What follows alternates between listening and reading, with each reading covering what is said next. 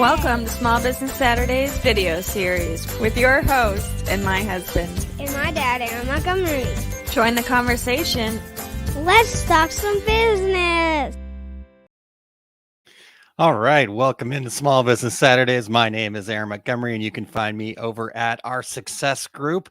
I'm excited to chat with you guys today about nailing your niche. We're going to go as deep as we can here. And, this all came from a recent opportunity that I had that there's a local decorator here in the St. Peter's area, and I had a chance to meet her in person. And as we were talking, and we were just, okay, what's challenging for you? What's going on? How, where could I support you? What, all those things. It was a great conversation. Really enjoyed it.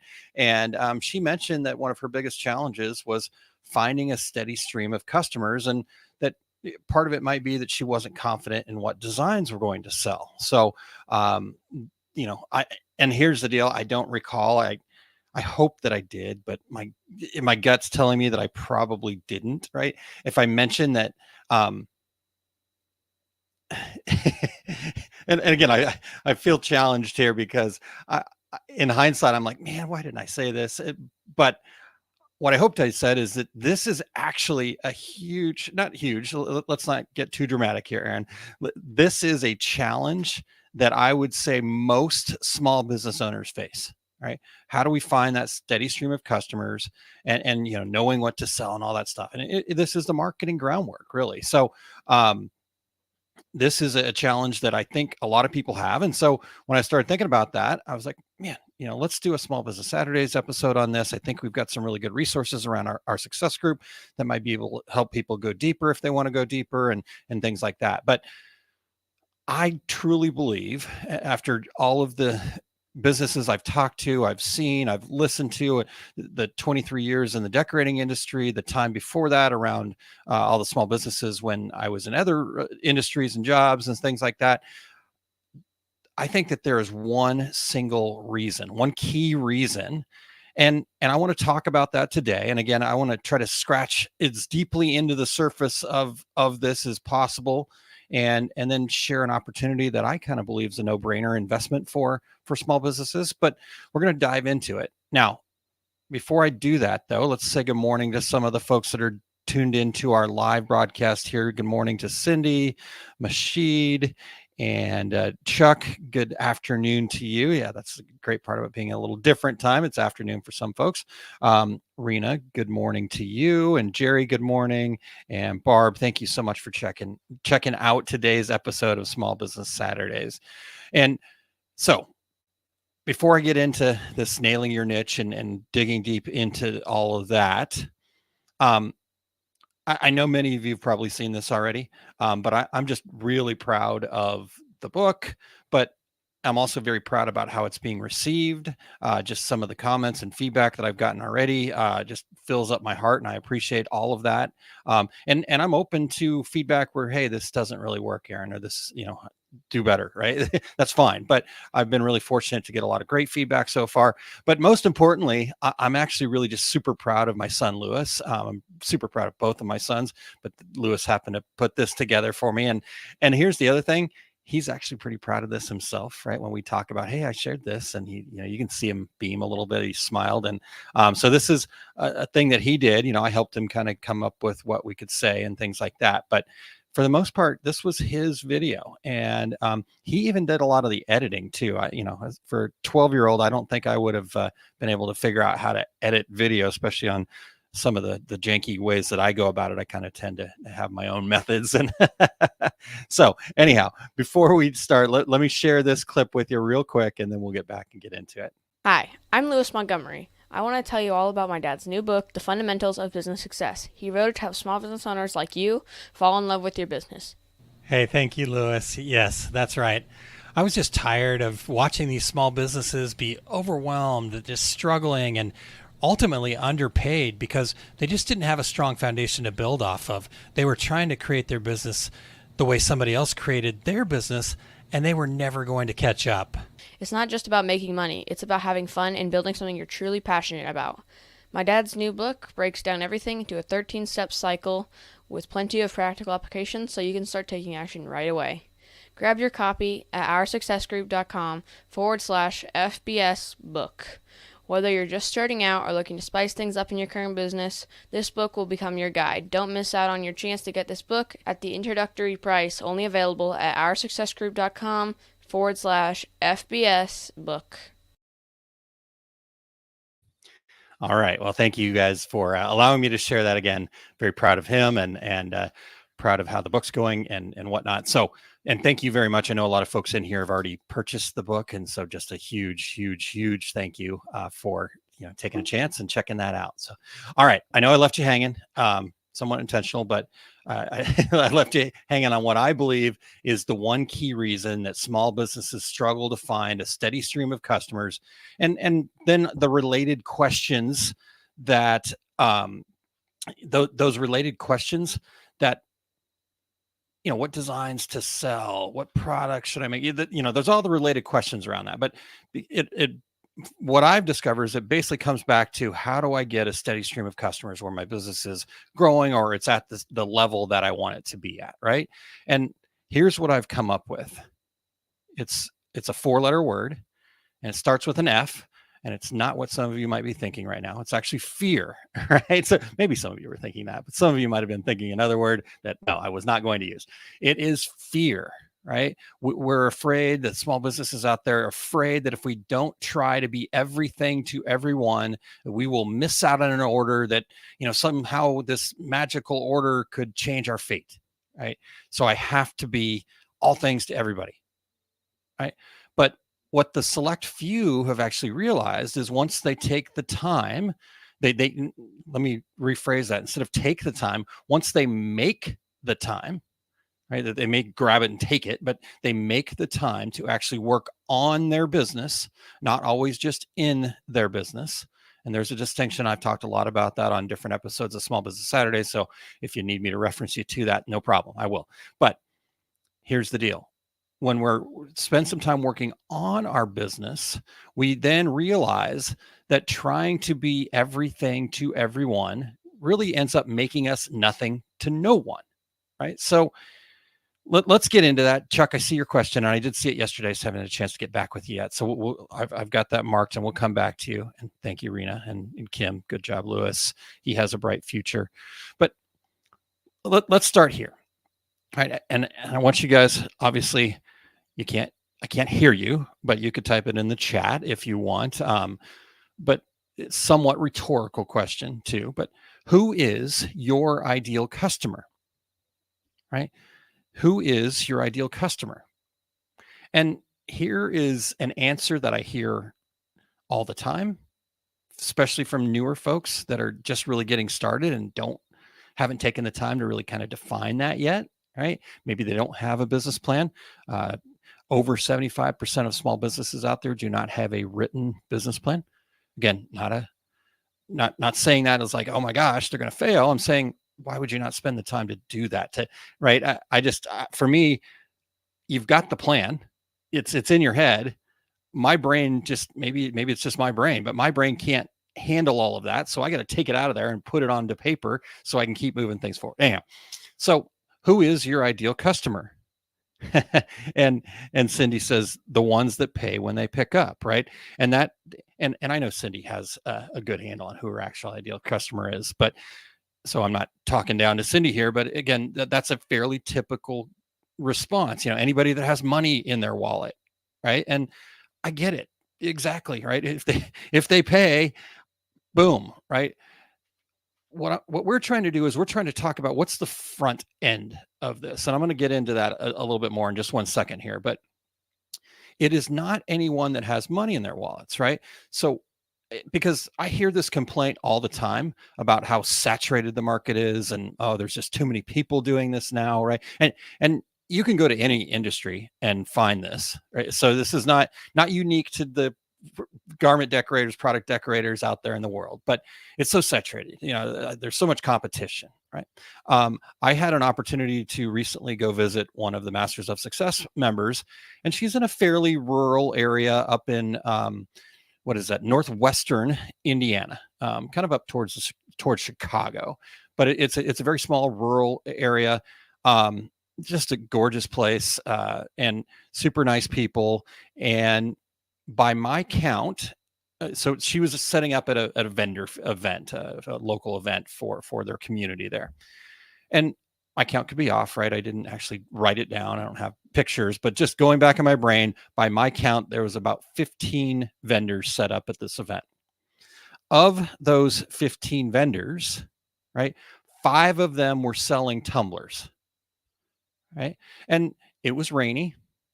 There weren't a ton of people there when I was there. But you know who had a successful event? It was our Masters of Success member, because she knew who her ideal customer is, right? She's focusing on the kind of the B2B or kind of organizations. She wants to help people stand out. She does a business package that I think went over really well. And to be honest with you, she would have been successful at that event if nobody else had actually shown up to buy anything, and it was just those 10 other people that weren't selling tumblers there, right? She was able to make a successful event out of those 10 other vendors that were there, plus then get the bonus of the other people that walked up and things like that, right? But here is the key component, right? So knowing who your ideal customer is, then you can go and set up in such a way. If you looked at all the other booths, it was kind of like, oh my gosh, what are they doing? Oh, they've got that. They've got, oh, wow, that's a lot. Okay, next, I'm going to keep moving, right? You walked up to Sandy's booth and you're like, oh, I get it, right? There was some cool stuff there, and there was, things to pique interest, but there was the big discussion about, here's the business package, here's how we can help you. And here's the key component to getting over that fear or the FOMO, right? I asked you who your ideal customers are. Now, this is not who you should exclusively do business with. And I think that's what trips people up when I say, who are your ideal customers? They're like, well, again, anybody with money in their wallet, right? But the reality is that when you focus on your ideal customers, you attract more of the right people, and that attraction then will bring jobs from other adjacent companies, groups, people, right? We're humans, we're social. Right? So if I love doing business with you because I'm your ideal customer and you cater to my needs and you make my life better, you solve my problems, then guess what? I'm going to tell everybody that I can, right? Most humans are that way. Now, if you screw up, I'm going to also tell everybody I can, probably with a little more fervor, right? If you screw up and then do not plan to repair that, right? So you're going to attract everybody ultimately, but you got to start with a much narrower focus. Some of you that are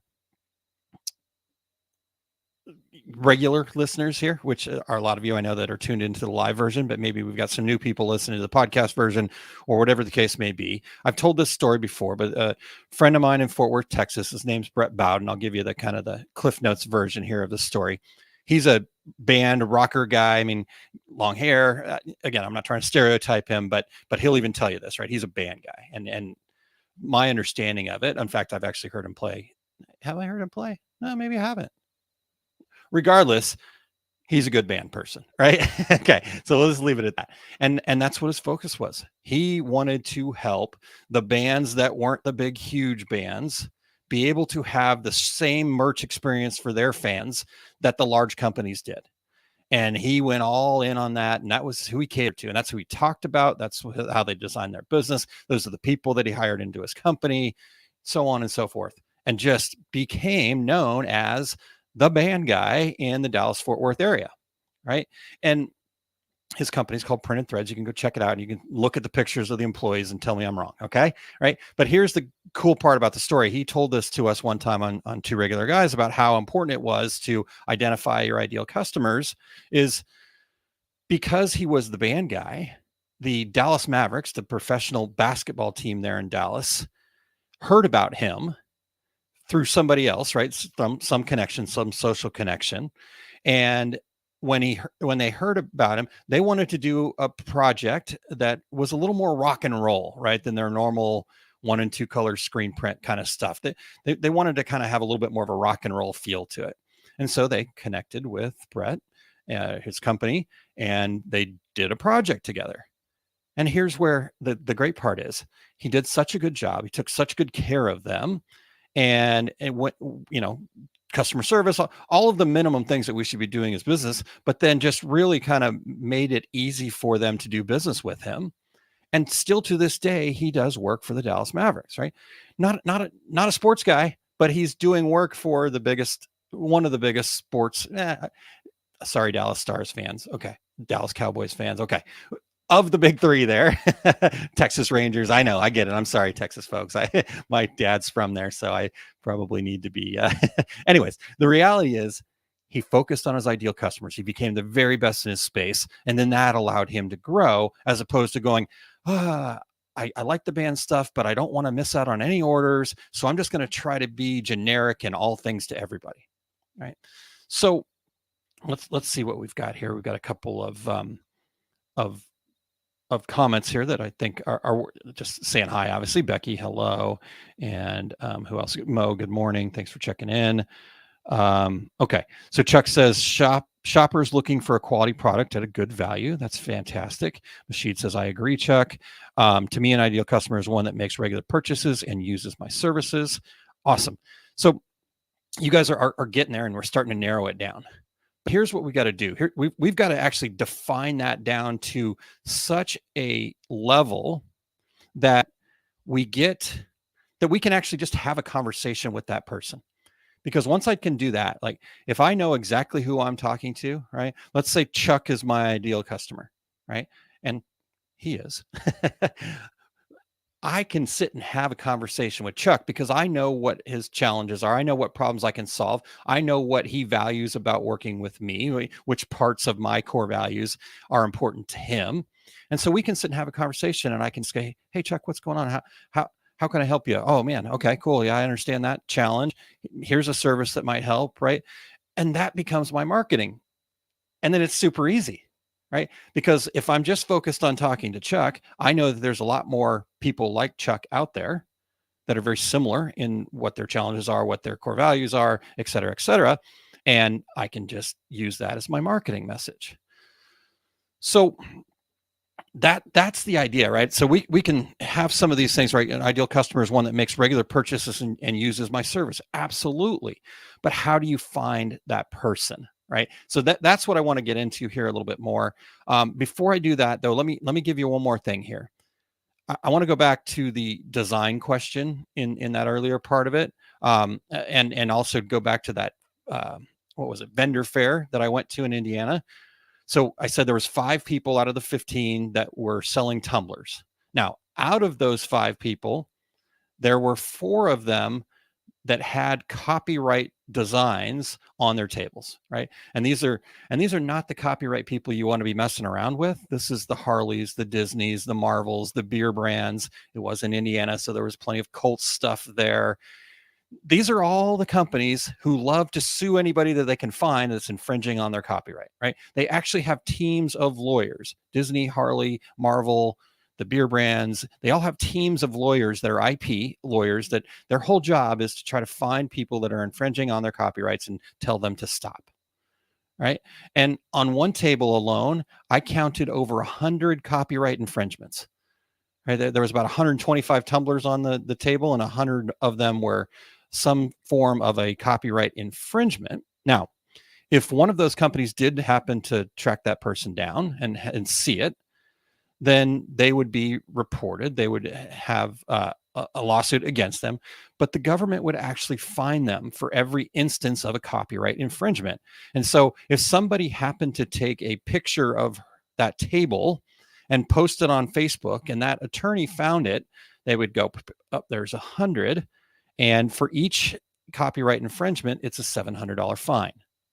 That's just to get you started in this whole game, right? So $70,000. If you don't have $70,000 extra dollars laying around, you better hope that your business is protected through some sort of an LLC or some legal setup, because they will come and look at, hey, I see that nice house that you live in. Let's you've got $70,000 fine, and that's not to mention any of the damages that the company might actually seek for anything that you have sold, right? And here's the deal. Some people might hear this story and go, oh man, those big guys, the Harleys, the Disneys, the Marvels, they're just jerks. They're just trying to hold us small business owners down. screw them kind of thing, right? I get it. I understand it. It is frustrating that, the rich get richer and the poor get poorer in some of these cases. But here's the deal. The law is actually written in such a way that if they do not defend, if somebody can prove that they're not actually actively defending their brand, they will lose their rights to that brand, right?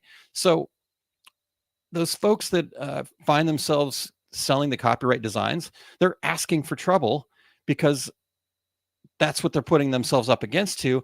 And it's really just the lowest common denominator. They're looking and saying, well, what sells for somebody else?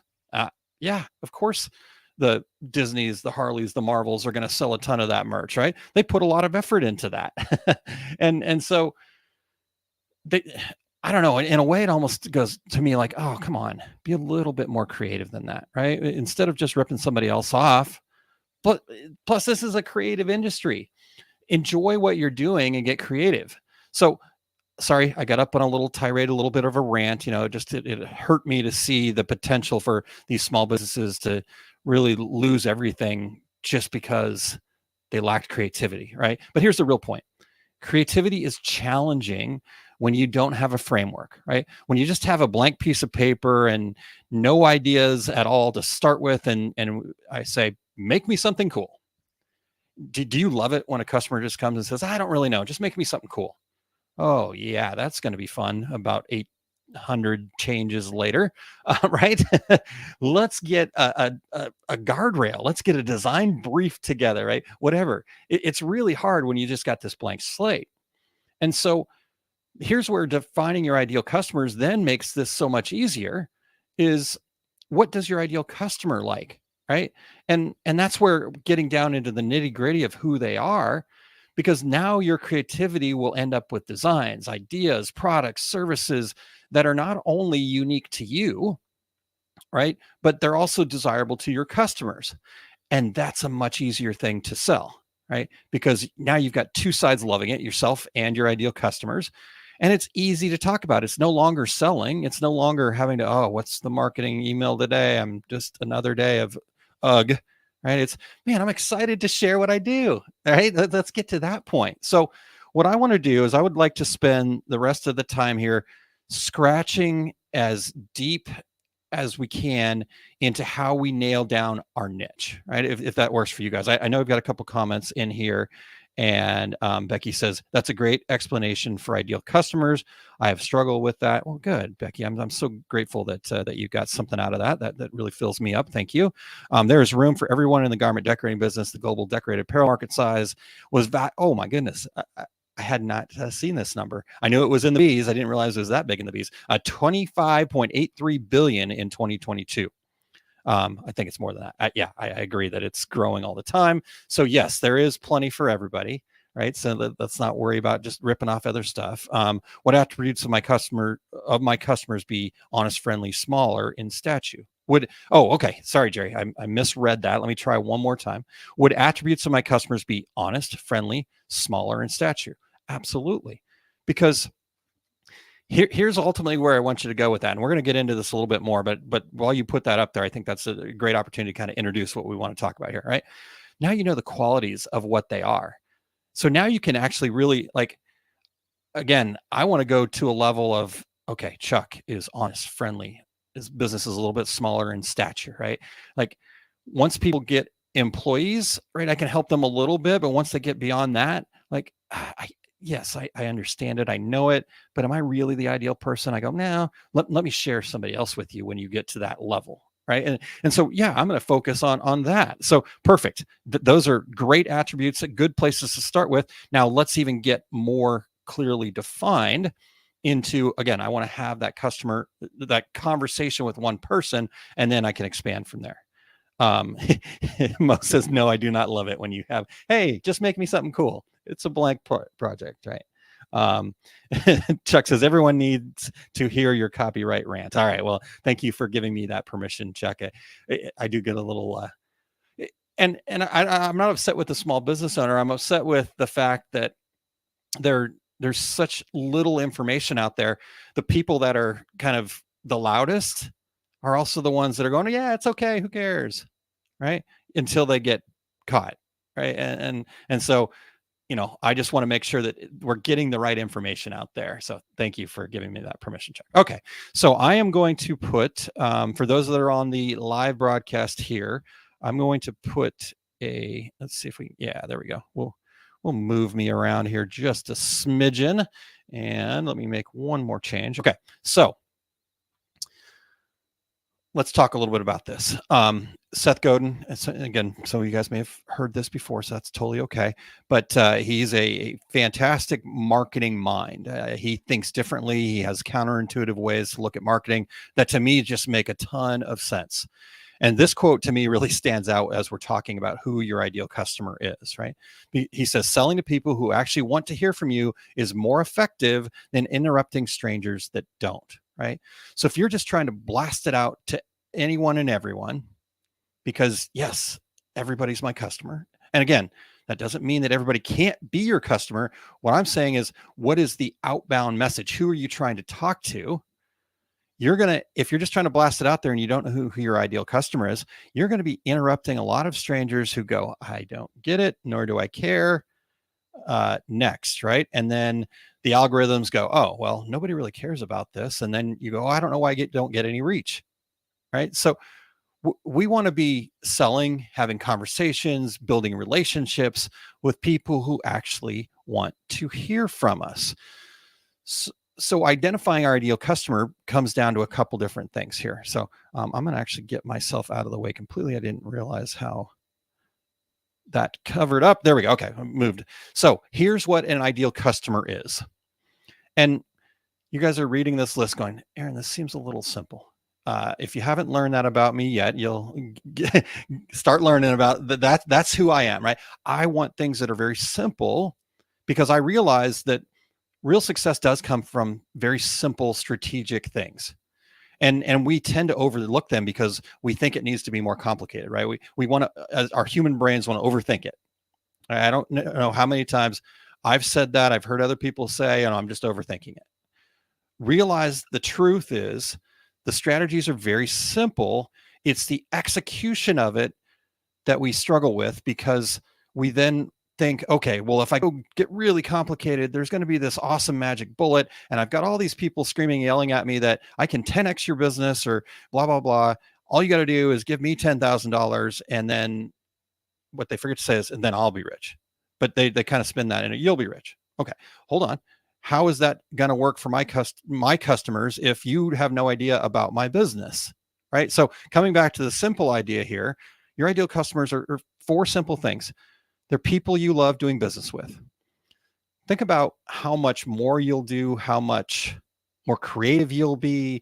Think about how much joy you'll have every day, how much more than you'll share when you're actually doing business on a regular basis with people you love doing business with, right? This doesn't mean that you're not going to have a PITA customer every once in a while.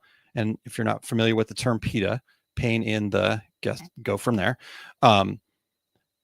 Again, going to happen, right? Part of it. But if I'm focused on who do I love doing business with, right? And then you've got to go deeper, right? I might go, oh, I love doing business with Chuck. But I've got to ask, why do I love doing business with Chuck? And I'm just picking on Chuck here today. So sorry, Chuck, but you're always a good sport. I love doing business with Chuck. Okay, but why Chuck, right? What makes Chuck unique to all the other small businesses out there, right? Well, for me, I love doing business with people that are proactive, right? If I have to be the one carrying the action items all the time, then I'm not going to be able to help the right people, right? I want people that are willing to say, hey, Aaron, I'm stuck right here. I'm raising your hand. I want the kids sitting at the front of the class, right? That are willing to raise their hand and say, I've got a question. Right? Those are the people I love doing business with. The other traits that make Chuck or the other folks that I get to do business with really important to me is they have an uncommon mindset. They're willing to think differently about things. They're willing to question the status quo, right? So thinking about that, and Rena says, I need to fire my PITA customers. And so I love that, right? And Cindy says, having an artist for a husband, they create cool things. So take that to a t-shirt that sets us apart. Yes, clip art is fast. You don't want to recreate the wheel. Take a design to the next level, right?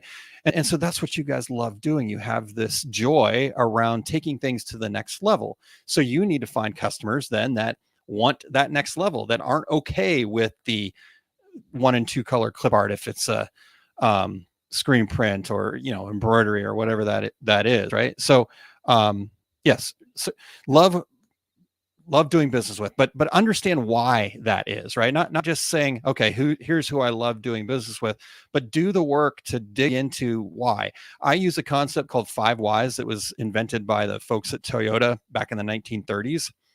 And this is the way still to this date that they solve a lot of the problems that they run across, is they say, okay, what's the problem? What's the solution? And then why, right? And then just asking why. And they call it the 5 whys because they don't stop questioning their solution until they've gone 5 levels deep, right? Because the first few times, yeah, it might be a little bit easier. 3rd, 4th, 5th time, you're going, now I really got to get deep. And so when Jerry says simple is always better, absolutely true. But with simplicity, we also have to have some depth, right? So understanding that. Second thing is they need to connect with your missions and values, right? And the simplest way I can put this is, I forget, maybe it was Chuck, and I think Mashid agreed, right? Is quality products and services. So that's a core mission. That's a value of yours, right? When you say things like that, those to me stand out as like, oh, well, that's important to Mashid. That's important to Chuck, right? That's a value that they hold dear, right? Well, then you certainly don't want somebody that does not give a rat's patootie about the quality of the product. They just want cheap and fast. I need it tomorrow. And how cheap can you make it? Okay. Thank you. Here's the person up the street that might be able to do that for you. Right. And so again, I'm not saying we have to turn that down, but we shouldn't be attracting that. Right. So if that's our value, our mission is quality products, then do not run sales all the time. Don't make it about being the lowest price leader, right? So attract those customers that care about quality. Talk about why your quality is so good, right? All of the work that you do, all of the learning that you take in, whatever that is, that should be your marketing message, right? Okay. And then here's another key. It's got to be profitable. Yes, it's not always about money, but if you're continuously doing business with people that aren't profitable, then it's going to be hard to be a business. It's going to be an awesome hobby, right? You get those first 2 things and you're doing that, it's going to be an awesome hobby. But ultimately, if you want to turn it into a business, you got to figure out how to make it profitable, right? And that doesn't mean that you have to necessarily stop doing business with those people. You either have to raise your prices and see what their threshold is, or you have to get more efficient and be able to increase your margins that way, right? The last thing to do is start reducing your costs. But that tends to come up with a lot of challenges, right? We introduce new costs that we didn't even know we were going to have because we went with the cheap alternative, right? So profitable. And then quality over quantity, right? It is way better. And Cindy, I think it was, sorry, I'm trying to remember all these things when I go back a little bit. Cindy said earlier, right? The repeat business, I think it was Cindy. Right? That is so important, right? Because I'd be much better off having 10 really good customers that I can count on, that I have a deep relationship with, than 100 customers that just buy off my website and I have no clue. And then all of a sudden they're gone. Like, I don't know what I did. Right. So quality customers are also really important to us. Right. And the Pareto principle, the 80-20 rule, works in relationship to this. Right. 20% of your customers are going to get you 80% of your revenue. So focus your marketing on those 20%. Who are those 20% that you really want to have more of? How do we grow that? So, all right. So that's the first part of it here. That defining what an ideal customer is the first thing that we've got to do. Wendy says, I love to work with people who, one, pay and don't argue about the price, appreciate what we do and listen to our experience for a quality product. Planner people who don't wait until the last minute. They share us with their community, right? And so you've got all those, Wendy, that's fantastic. You've got all those really deep, meaningful things. Now, the next phase of this is we need to tie them to our to who they are and tie them to our company, right? So now we kind of understand the values we have from what an ideal customer is, love doing business with, created, connected to your mission and profitable, quality over quantity. Now we need to go, okay, so who the heck are they actually, right? And I get into it too. And so I'm not saying that the avatar side of things, right? Most of these are, female in the 35 to 50, whatever, right? That's the avatar details. They're all in my local region, or it's US based, or, all of those things are really fantastic information to get as much detail about your business as you can, right? And I've actually found that you can get a lot of market research done through AI tools, right? ChatGPT is great for this. We had a really great couple of great AI programs inside of the Our Success Group training, not too distant future. One where I did it about, using the text-based AI stuff and how we can utilize that in our marketing and our business and our things like that. I do have on the docket for sometime early in 2024 to do another AI training course where we specifically get into AI for marketing, right? And how to use that. So that's happening. We also did a great graphics one as well. So anyhow, point being, avatar details really important, but for you, what you really want to find out is what makes them unique, right? Like when I said, why Chuck, then how do I connect with them? How do I know everything I can know about him? Because most people know what customers buy from them, but what we really need to know is why that customer buys from you, right? And so our persona details are going to get us a lot closer to that information. So looking for things like, what are their personal affiliations, right? Where do they hang out?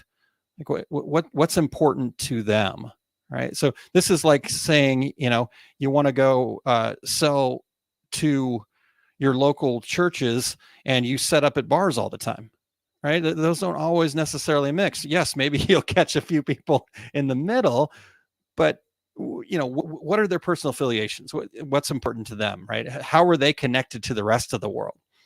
And then what are their social connections, right? This similar thing, but these are also then what their values are. And that's going to give you even a little bit deeper thing. And then most importantly, the third thing here is, what are their challenges, right? We talk about, what problem do you solve for your customer?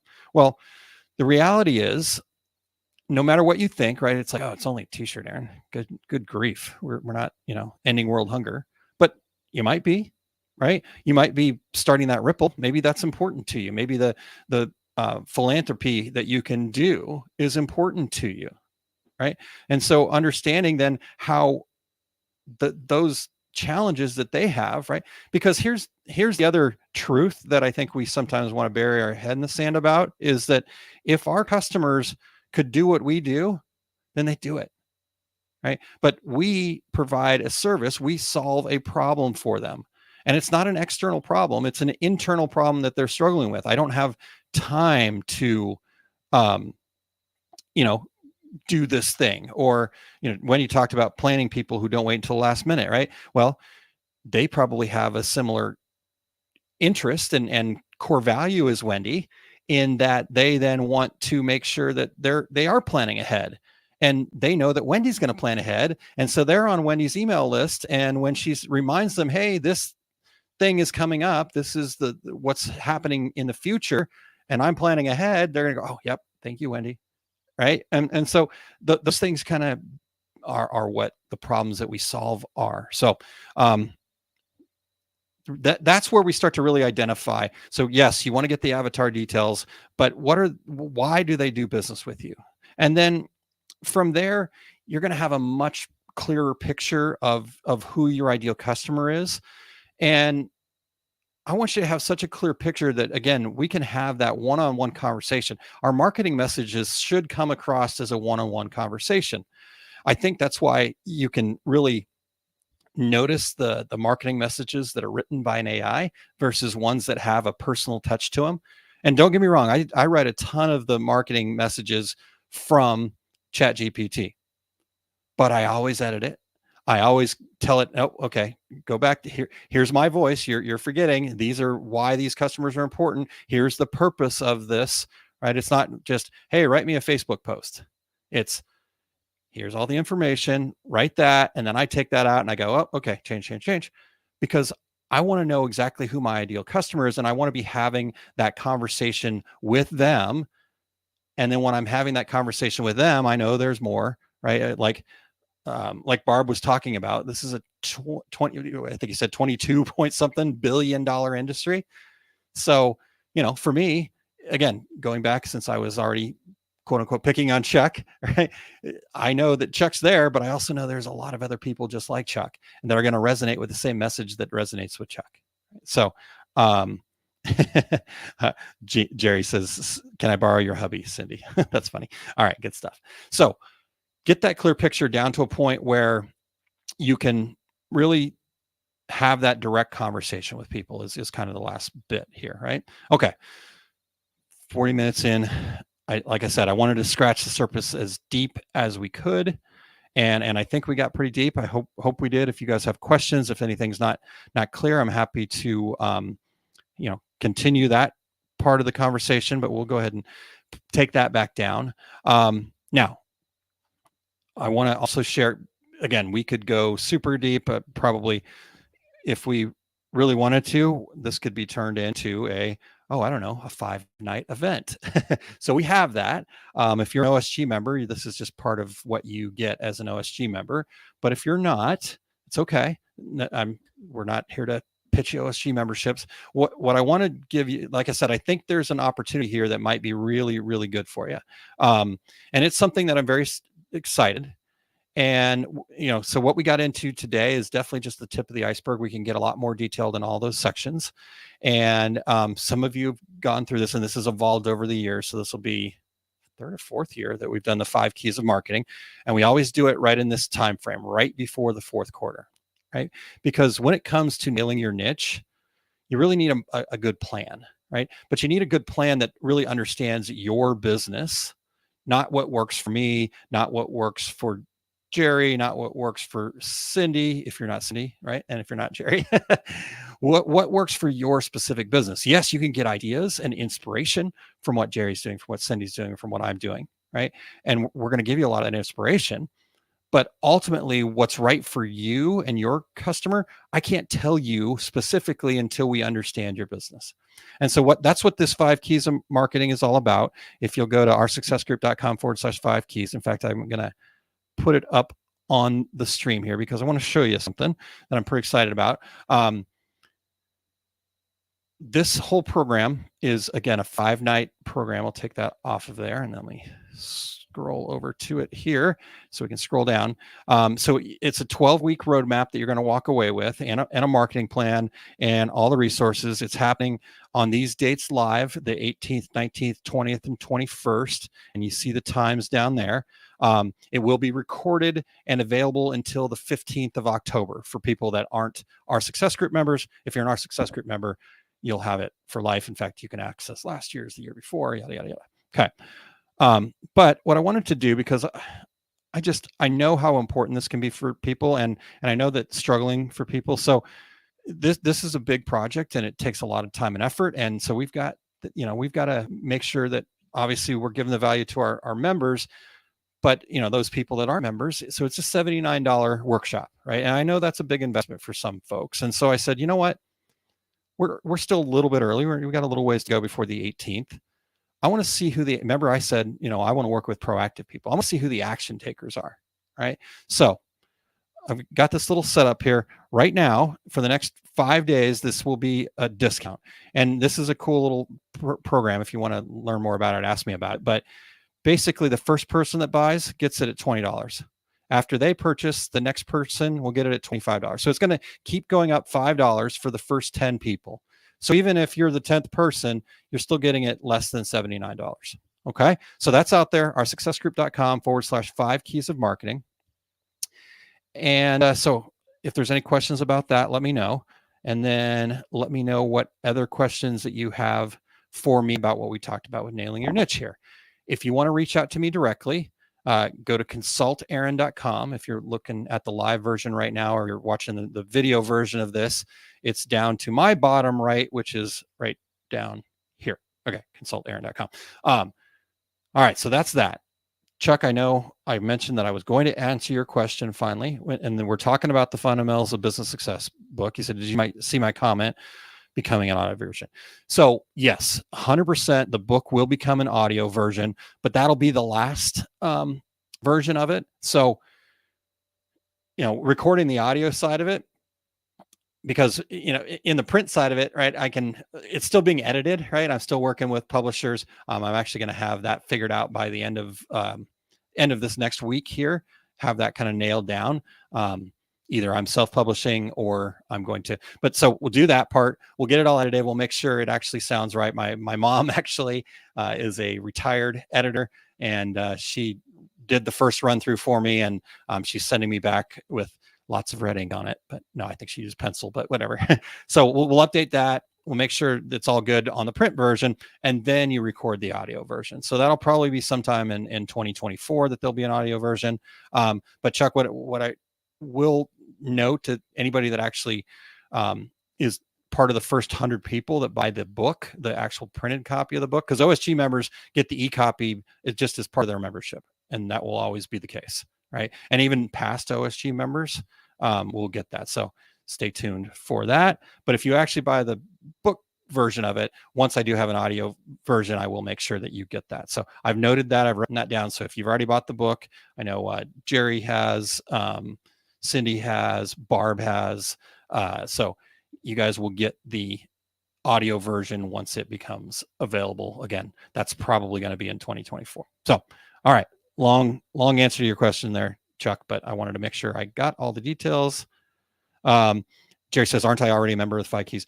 You are a member of the 5 Keys from last year.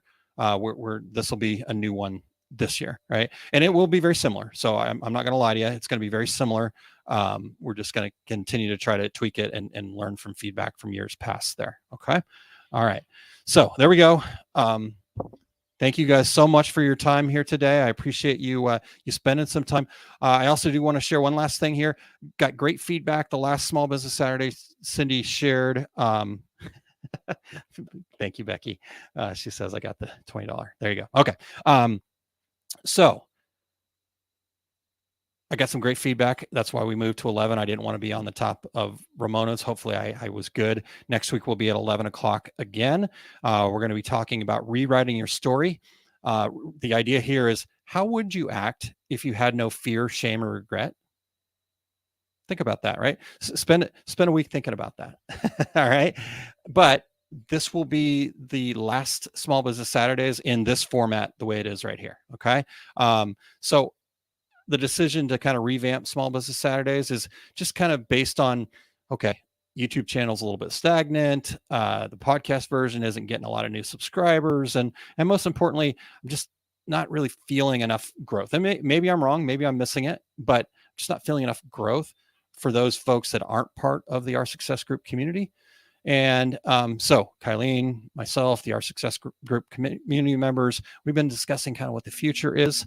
And so any feedback that you have, again, go over here to consultaaron.com and let me know.